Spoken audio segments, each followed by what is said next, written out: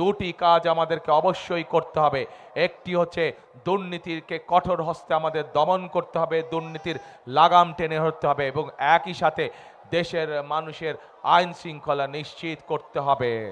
এই মুহূর্তে বাংলাদেশে যে রাজনৈতিক দলগুলো আছে সেই রাজনৈতিক দলগুলোর মধ্যে একমাত্র বিএনপি হচ্ছে সেই রাজনৈতিক দল যাদের দেশ গঠনের পরিকল্পনা রয়েছে।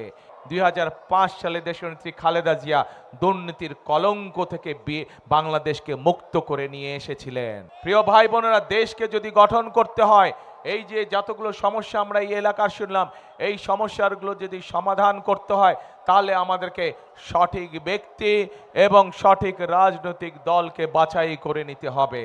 এই মুহূর্তে বাংলাদেশে যে রাজনৈতিক দলগুলো আছে সেই রাজনৈতিক দলগুলোর মধ্যে একমাত্র বিএনপি হচ্ছে সেই রাজনৈতিক দল যাদের দেশ গঠনের পরিকল্পনা রয়েছে।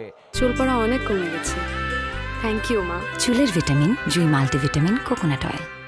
এই মুহূর্তে যেই রাজনৈতিক দলগুলো বাংলাদেশে আছে তার মধ্যে বিএনপি হচ্ছে একমাত্র রাজনৈতিক দল যেই রাজনৈতিক দলের কাছে মানুষের ভাগ্য পরিবর্তনের কর্মসূচি রয়েছে। প্রিয় ভাই বোনেরা, এবং শুধু পরিকল্পনায় নয়, শুধু কর্মসূচিই নয়, বিএনপি হচ্ছে একমাত্র রাজনৈতিক দল যেই রাজনৈতিক দল অতীতে দেশ পরিচালনার অভিজ্ঞতা রয়েছে যাদের। বিএনপি ছাড়া এই মুহূর্তে আর কোনো রাজনৈতিক দল নেই যাদের দেশ পরিচালনার অভিজ্ঞতা রয়েছে। প্রিয় ভাই বোনেরা, আজকের এই জনসমাবেশে বহু মুরব্বী উপস্থিত আছেন। মুরব্বীদের খেয়াল আছে দেশ স্বাধীনের পরে যারা দেশ পরিচালনা করেছিল তারা কিভাবে দেশের আইন শৃঙ্খলা পরিস্থিতির অবনতি করেছিল। এই মুরব্বীদের সেই অভিজ্ঞতা আছে যে দেশ স্বাধীনের পরে যারা দেশ পরিচালনা করেছিল কিভাবে দেশকে দুর্ভিক্ষের দিকে তারা ঠেলে দিয়েছিল, ফলে লক্ষ লক্ষ মানুষ সেদিন না খেয়ে 74 সালে মারা গিয়েছিল। কিন্তু পরবর্তীতে যখন শহীদ রাষ্ট্রপতি জিয়াউর রহমান দেশ পরিচালনার দায়িত্ব পেলেন, উনি শুধু দুর্ভিক্ষের হাত থেকেই দেশকে রক্ষা করলেন না, বরং শহীদ রাষ্ট্রপতি জিয়াউর রহমান সেদিন বাংলাদেশে দ্বিগুণ খাদ্য উৎপাদন করেছিলেন, বরং খাদ্য রফতানি করা হয়েছিল এই বাংলাদেশ থেকে। শুধু তাই নয়, কঠোর হস্তে শহীদ রাষ্ট্রপতি জিয়াউর রহমান সেদিন বাংলাদেশের আইন শৃঙ্খলাকে রক্ষা করেছিলেন। প্রিয় ভাই বোনেরা, পরবর্তীতে যখন দেশনেত্রী বেগম খালেদা জিয়া দেশের দায়িত্বভার পান 90 স্বৈরাচার আন্দোলনের পরে, সেই সময় দেশের কলকারখানা স্থাপনের মাধ্যমে, দেশের জনগণের কর্মসংস্থানের মাধ্যমে আন্তর্জাতিকভাবে দেশনেত্রী খালেদা জিয়া বাংলাদেশের জন্য উপাধি নিয়ে এনেছিলেন এমার্জিং টাইগার হিসাবে। সারা বিশ্ব সেদিন স্বীকার করে নিয়েছিল যে বেগম খালেদা জিয়া, দেশনেত্রী খালেদা জিয়া বাংলাদেশকে অর্থনীতিকে শক্তিশালীভাবে গড়ে তুলেছিল, বাংলাদেশে কর্মসংস্থানের ব্যবস্থা করেছিল বাংলাদেশের মানুষের জন্য, এবং হাজার হাজার মিল কলকারখানা সেদিন স্থাপিত হয়েছিল বাংলাদেশের এই মাটিতে।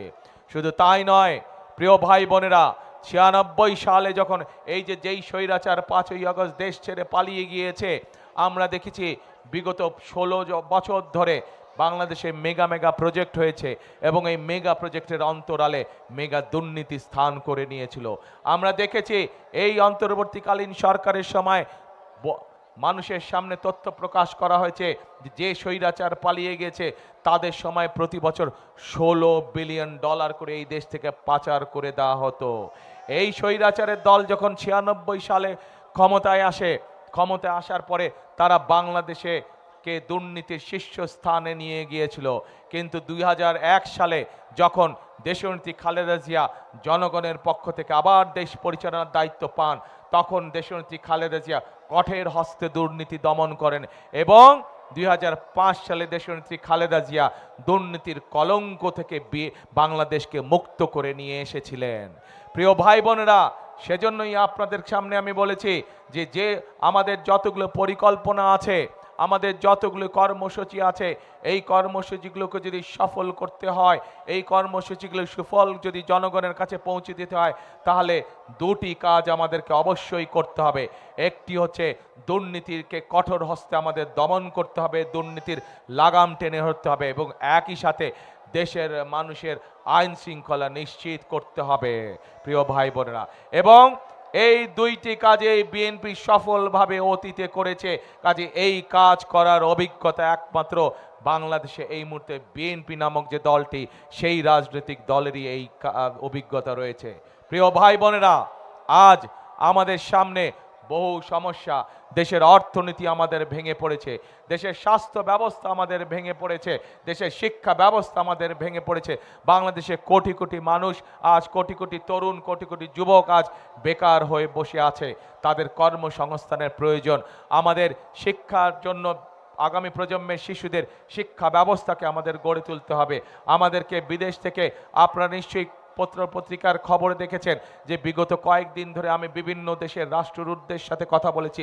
প্রত্যেকের সাথে কথা বলার সময় আমি বলেছি যে এই বাংলাদেশের মানুষের জন্য আমাদেরকে কর্মসংস্থানের ব্যবস্থা করতে হবে এবং আমরা চাই আপনারা আপনাদের দেশ থেকে বিনিয়োগকারীদেরকে বাংলাদেশে নিয়ে আসুন।